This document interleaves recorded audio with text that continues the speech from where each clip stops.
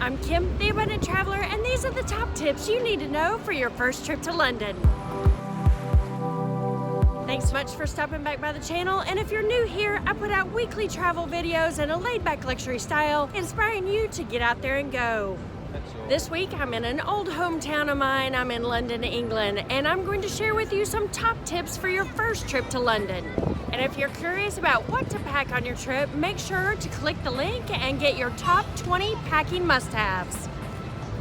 So the first thing to pay attention to when you're headed to London is which airport you're coming into. Did you know there are actually 6 airports that fly into London? Make sure if you're not stopping in this beautiful city and you're transferring on, that you are flying in and out of the same airport. A lot of people who are traveling to the UK are also traveling to the continental Europe, and just something to note, here in London and in the UK in general, they have a different currency. Here, what they have is called the British pound. They have notes and coins, but it is different than the euro that you're going to be spending in France, Italy, or Spain. Something else that is also a great tip: don't bother exchanging money from your home currency into the British pound while you're at home. Just wait till you get to the UK and check out any of the ATMs. The exchange rate is typically better. So the first thing to learn is how to get around the city.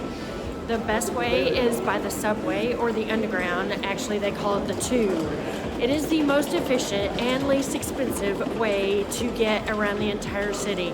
It's all underground. It's very cool. I suggest getting the Oyster card, which is a card. It's a $5 deposit, and then it's only 7 British pounds a day for as many rides as you want to take. Then when you're done, you get to turn in your Oyster card. You get your £5 back for the card and any money left on your card. So yeah, gotta use the tube. So what should you wear when you're in London, England? Well, it is 10 latitude degrees further north than New York City, and it has 106 days a year average rainfall. That means bring warm clothes no matter what time of the year you're here. Currently, it's mid-May, and I have on a lightweight jacket and a scarf, t-shirt, long pants, and closed-toed shoes. Best shoes to wear in London are walking shoes. There's lots and lots of walking throughout the city.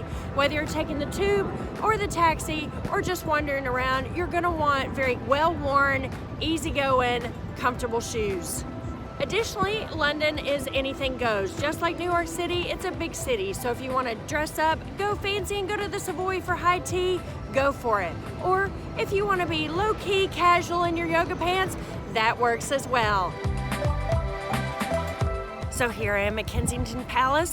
I wanted to give you a few tips about the language differences between British English and American English. First of all, when you're in a restaurant and you need a napkin, in the US it's a napkin. Here, you're gonna be asking for a serviette. I tend to make a mess when I'm eating, so I need lots and lots of serviettes. Secondly, the boot. The boot is actually the trunk of the car, so when you're putting your luggage in your Uber, they're gonna tell you to put it in the boot, not the cowboy boot. Additionally, when you are asking for the restroom or the ladies' room, you can actually ask for the loo. I don't know where the word came from, but here in England, they call it the loo. When you're staying at your hotel and they tell you you're staying on the first floor, that does not mean you are on the ground level. That actually means that you are one level up. Here, it's the ground floor, then the first floor, then the second floor. And finally, the difference between chips and crisps here in the UK. Chips are French fries and crisps are potato chips. So when you're out to get those infamous fish and chips, you are actually out to get fried fish and French fries. Make sure to put that malt vinegar on them. So Great Britain is not known for its food, but I do suggest that you give all the traditional British fare a try.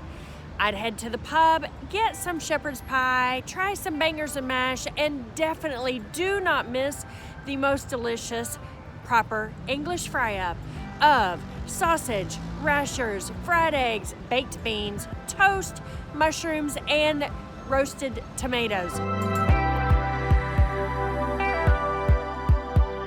And no matter what, be prepared for the inevitable construction that goes on here in London. That's Big Ben behind me, behind all that scaffolding. I'm standing in the square between Parliament, Big Ben, Westminster Abbey. It's a ton of construction everywhere you look. Really, no good photos are happening today. So just be prepared when you come. If you're looking to see all of the sights while you're here in London, I recommend getting something like the London Pass. With the London Pass, you can see Westminster, Tower Bridge. I believe it's 80 different things you can see with one pass. It'll save you a lot of money. It's about 50 British pounds a day. Well worth it if you're going to go see all the sights that are not free, like the Royal Guards behind me.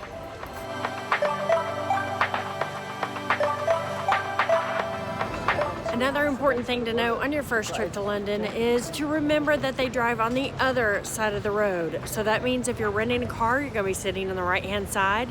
And if you rent a stick shift, you're going to be shifting with your left hand.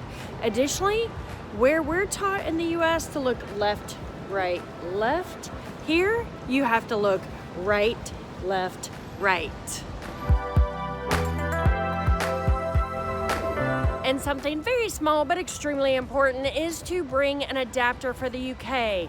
The adapters in the UK are not the same as they are on the continent of Europe. In Europe, you have 2 skinny round prongs, whereas here in the UK, you have 3 flat prongs. So you make sure to bring both with you because you never know what you're gonna need. If you enjoyed these tips and you're headed to Spain, make sure to check out my video, Everything That You Need to Know Before You Travel to Spain. I'm Kim, the Abundant Traveler, and I'll see you on the next adventure. Another one is, I don't know what another one is. And I'm flying away. Also here, if they say they're going to see Mummy, that does not mean that they're going to see a dead person wrapped in, no, I don't like that. That didn't sound good.